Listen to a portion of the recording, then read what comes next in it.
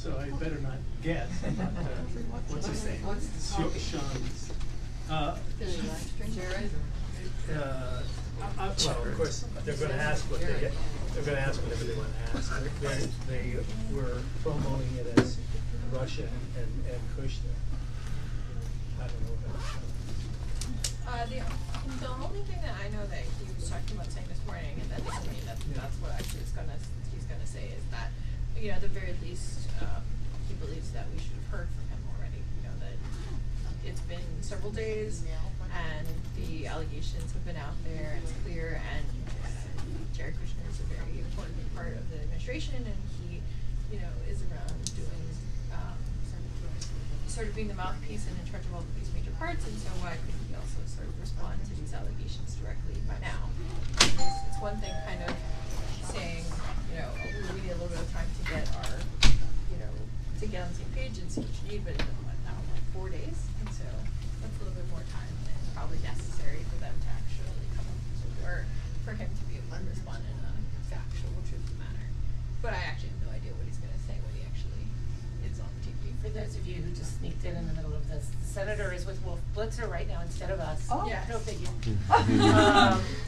And he's talking about, well, it was plugged as Kushner and Russia. Yeah. And so Sarah was just sort of updating us on what he might be saying. Yes. We'll see. It's happening right now, 12:08. So as we speak, probably. So I'm sure we'll have a clip of that after it airs, and I'm sure maybe we'll send it around. Yeah, if you'll send it over Yeah. to me, we'll put it up on. Well, I'm always happy to see him on the news. I like Hawaii getting the attention, but I also find he's very articulate, and I appreciate his point of view added to the national conversation. Thank you. Yes, otherwise he would have been here with us, but then he had to go to the situation room, which is not so bad. Did they come in here with the? No, you have to, he has to go It's a to studio. a studio, yeah, here. to get patched in. Yeah. So that's Russia. How about the health, American Health Care, or whatever it is in the Senate, what do you know? Okay. Come on, Tuesday, Garrett. Scared Garrett away. Yeah, I mean, can we just talk about legislative stuff generally? I mean, while the administration's in a mess, we've got healthcare, we've got net neutrality, we've got the budget, we've got a lot of scary stuff. Right. You know, well, you've read where he is on net neutrality, and that, Yeah. he almost, I won't say single-handedly, but a small group of senators have pushed that from an unknown issue to sort of the top of the charts, which is good. This is funny.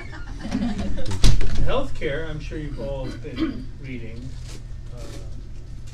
You know, it's in the hands of the Senate now, and they are having nothing but closed-door conversations.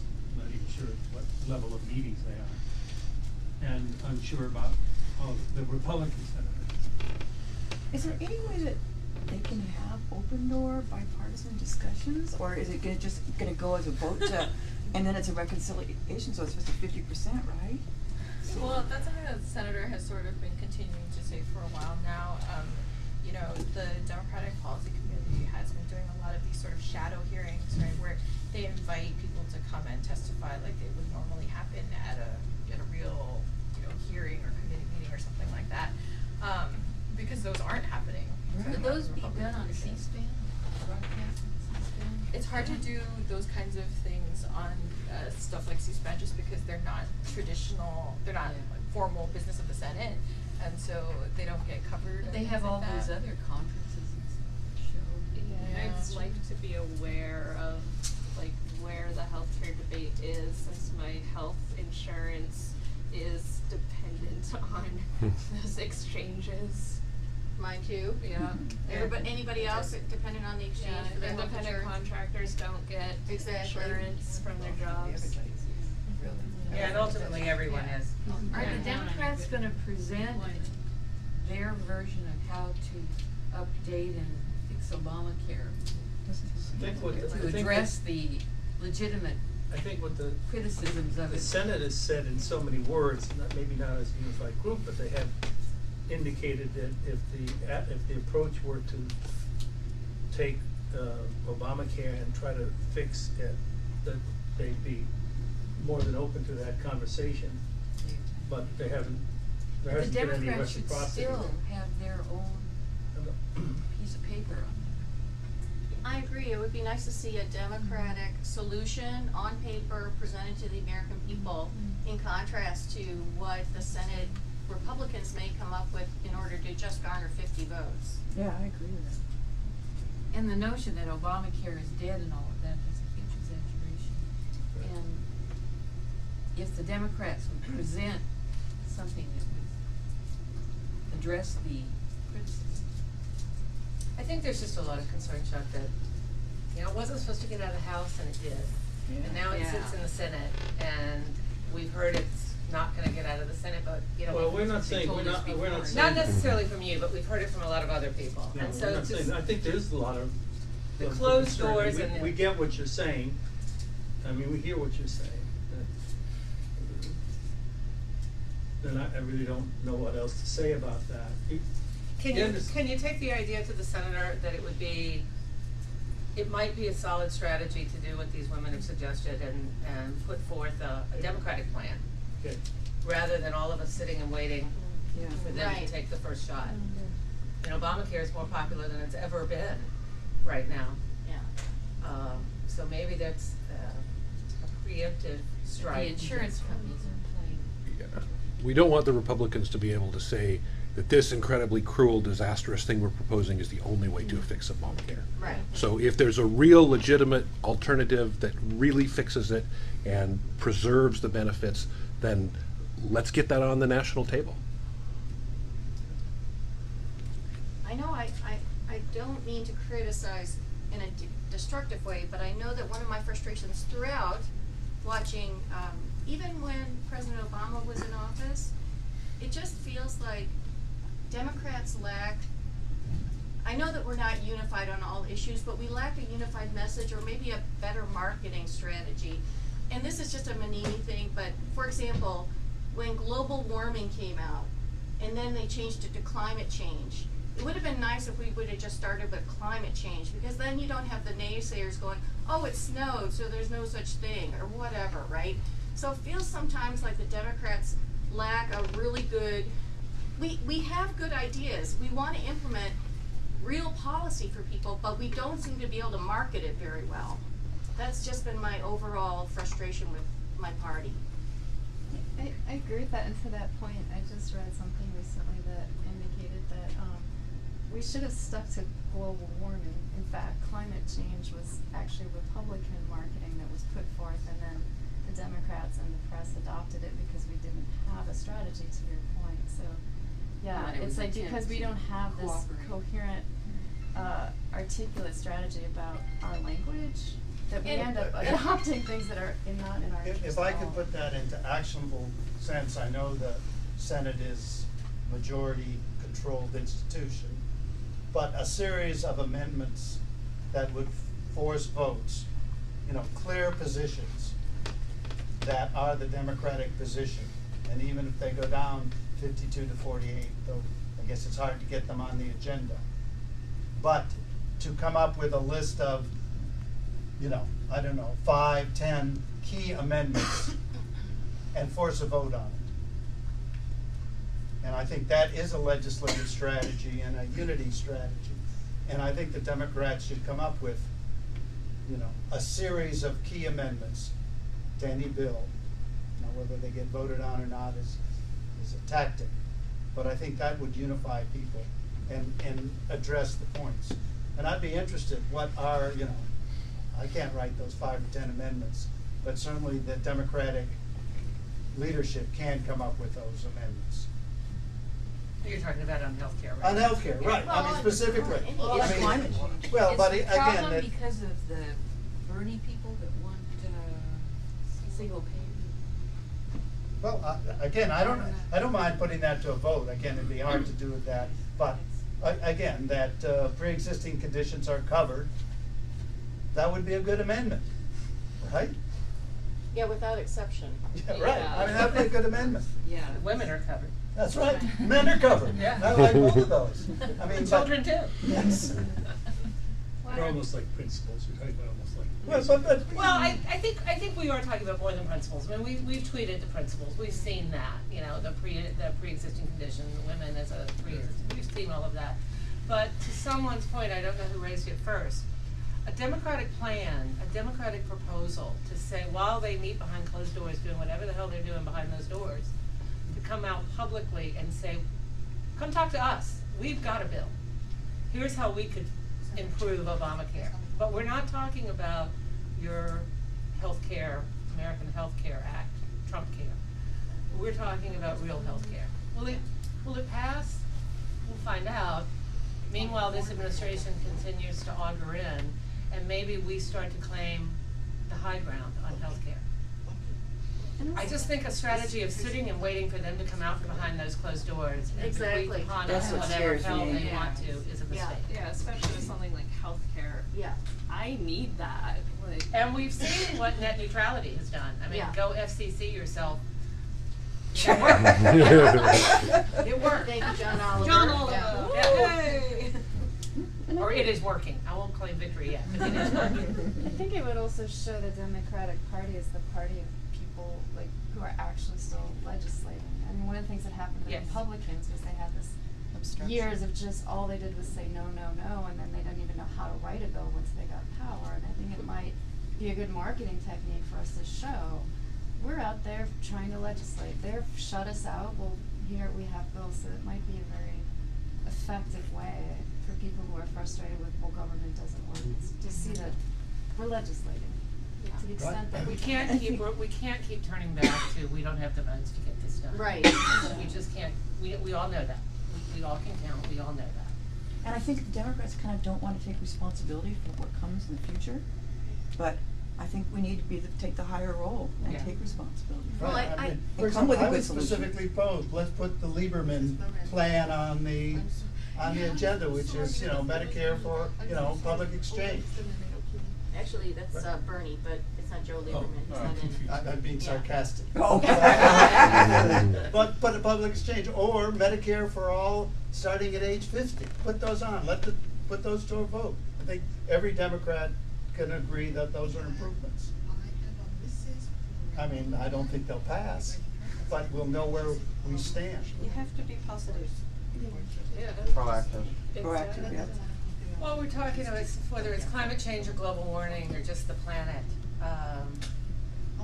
The president treating the Paris Accords like some, you know, Like toilet paper? ratings game show, reality TV show where he's going to announce the winner this week. That's ridiculous, and we look like idiots on the world stage. We have been looking like idiots, but now we're literally playing with our future. And I think, again, it's righteous indignation, but I think Democrats need to be loud and vocal and angry over that.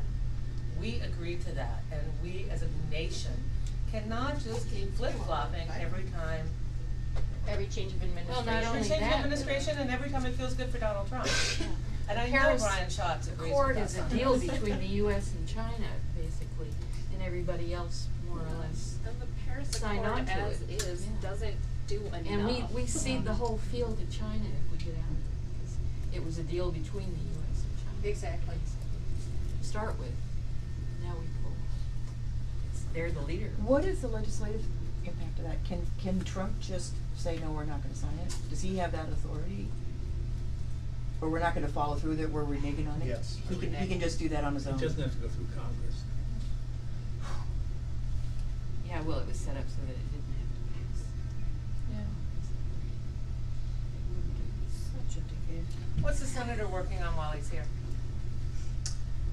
We're going to Kauai on Friday for Right. our Town town hall. hall meeting, so that I don't. Saturday, the senator was invited to send a staffer to speak at March for Truth. That's the National March for Truth that's happening around the country. I don't know if you've received a message from Carolina Turska. She's the Hawaii State Chair for that. Oh. But she asked, I think she sent it by email, an invitation to have a staffer come read a statement from the senator at March for Truth on Saturday. and I can. Do you know if they got an answer? I don't think she got an answer. I don't think She asked she me to has, bring it 'cause up I again heard that today. too. But he's already spent time over the weekend. He was involved with, This is upcoming then. Okay. I'll check. with Memorial Day remembrances he spoke at, and he also met with Sea Grant folks on the king tide and environmental issues. He already did that over the weekend. He has some other things that he's talking to people about, probably, things related to capital infrastructure and stuff here, just sort of the taking care of Hawaii stuff. Good.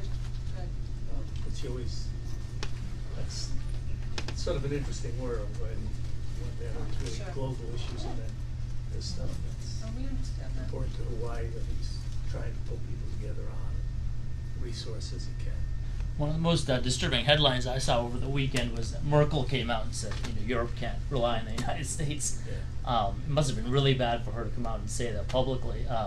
Is there anything the Senate's going to do to try to alleviate that, or take a position, or is that He's total? taking pressure. The president's taking pressure from a lot of varied sources on those comments, Republican and Democrat.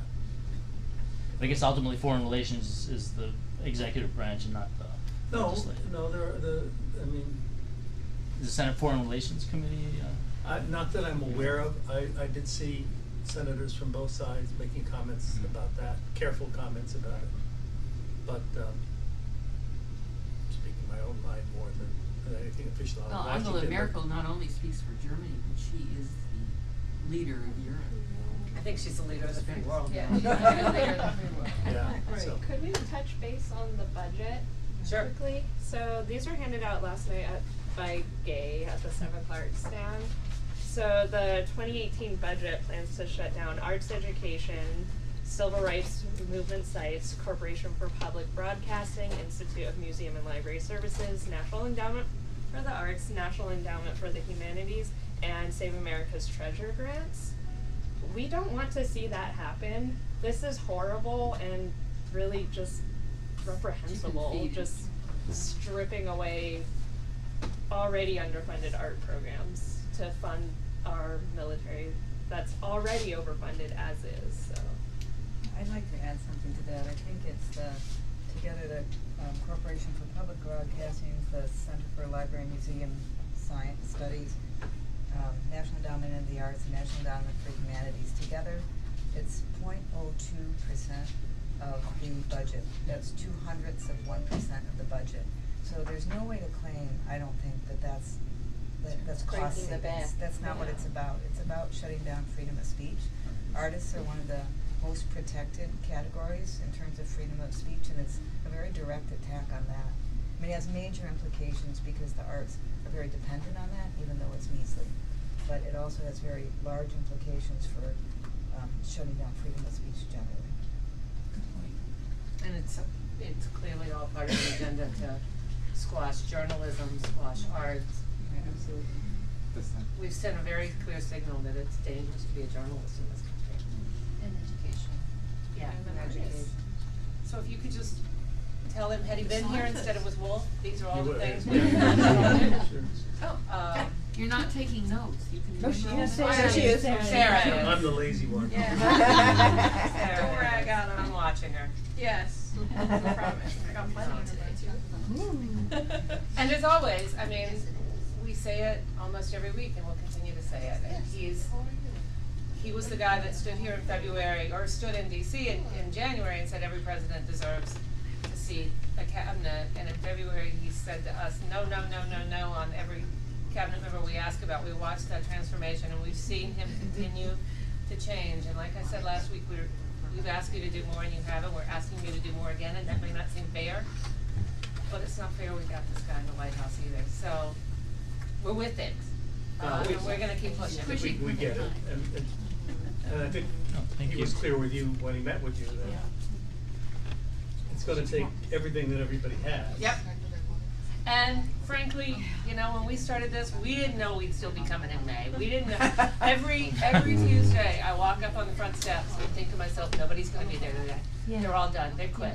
And every Tuesday, there's a group here and another group over in Hanabusa's office. So clearly, it's not me and Sherry, No. it's a commitment of a much larger community. No need to explain. So, And this is nationwide, this is just a. yeah, this is just our little Ohio. Dad was out there in Oregon today. Yeah, so.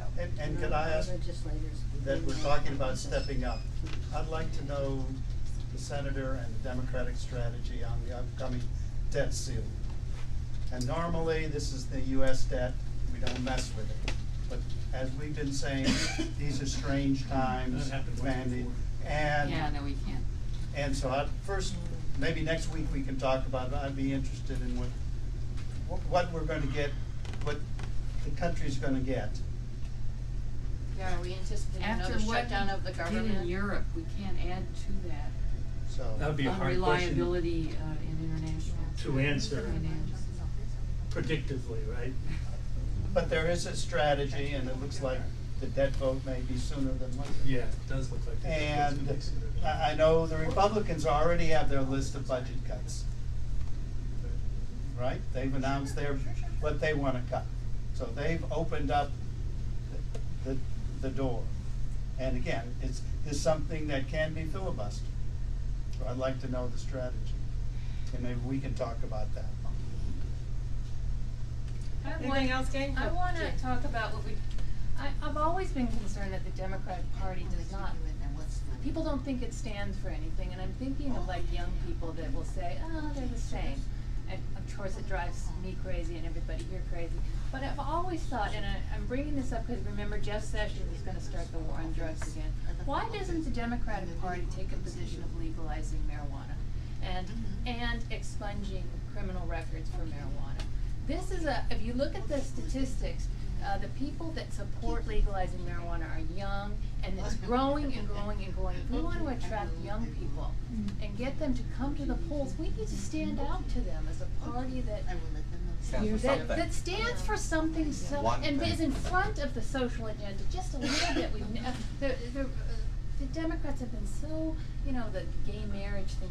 We didn't support gay marriage until the Supreme Court ruled on it. Why don't we take a stand on something that statistically more and more people are supporting and more young people, and be a strong party that we can say to all those kids, all those 18 and 19 and 20-year-olds, and I've got those kids, that tell me things like that that's the way people think. And I've always thought that is such an easy issue.